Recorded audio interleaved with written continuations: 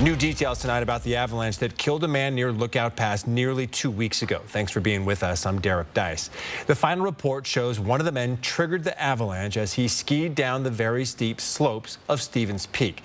This is a picture from the top of the ridge, looking down at where the avalanche swept up the two skiers. One was carried down the slope, inflating his safety vest and staying near the top of the snow. The other was carried down into a line of trees. You see that arrow there, and killed.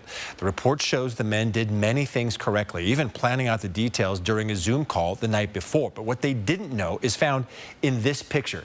These layers of snow delicately sitting on top of one another. But this rain crust formed 3 weeks before, along with the steepness of that terrain, created a situation where the very powder the skiers were searching for became their downfall. Our Marissa Rio explains what factors led to this deadly disaster. These three men did many things right. They were experienced backcountry skiers. They had all of the proper gear, and each of them had gone through previous avalanche training. So what went wrong? I spoke with one of the investigators of this avalanche, and he said they were surrounded by avalanche terrain. If you look behind me, this slope over here is just over 20 degrees. Where they were was over 30. This means that the risk of an avalanche was high. So they did a lot of things right, but in this case, Mother Nature doesn't really care about those things. It was advised to stay off of the avalanche slopes the day of the accident. An official with the Idaho Panhandle Avalanche Center told me that the combination of fresh snow and winds were a cause for concern. And because the snow was so light, it was actually able to be transported by the wind. And so it was deeper in some places than even 2 feet. After successfully finishing their first line of ski, the men decided to go a little higher up the mountain, where they encountered avalanche terrain.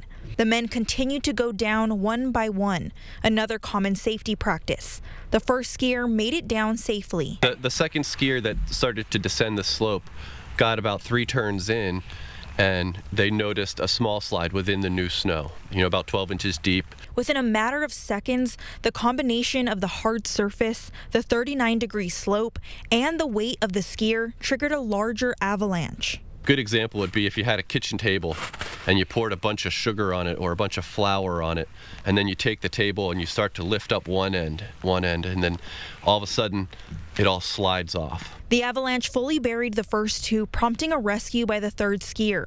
Unfortunately, one of the skiers was found pinned to a tree and didn't survive. The advice Thompson has is to check the forecast before backcountry skiing, take an avalanche class, and try to avoid avalanche terrain as much as possible. Reporting in Idaho, Marissa Rio, 4 News Now.